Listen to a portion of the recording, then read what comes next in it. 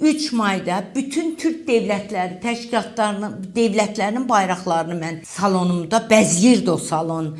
Türkiye, Azerbaycan, Kıbrıs, Türkmenistan, hətta devleti olmayanların, Uyğurların belə, Kərküklərin belə hamısının bayraqları orada asılırdı. Mən sizə danışıram 20 il bundan öncə, 25 il bundan öncə.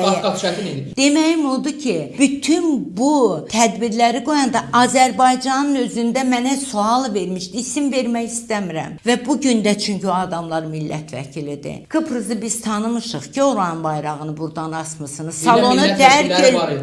Salonu tərk eləyib gedən millət vəkilləri var idi. Bugün də millət vəkilləri. Bəs necə? Və indi Türk Devletləri Birliyindən, həmrəliyindən, Türk dünyasından o qədər yüksək səslə danışırlar ki, bu dəqiqə Türk dünyasının az qala hər yerində tədbirlər qoyur.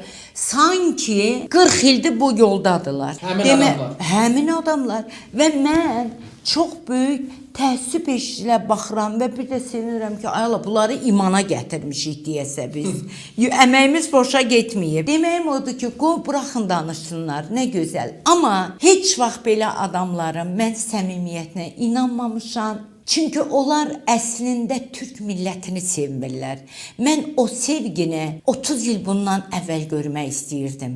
İndi Kıbrıs'ın günlərində 1000 nəfərdən yuxarı adam olur. Və o adamlar ölməyib, hamısı yaşayırlar. O adamların çoxsu buradadılar. İndi bu dəqiqə Kıbrısçı olublar, Turançı olublar, Türk dünyasının ən böyük ideoloq olublar.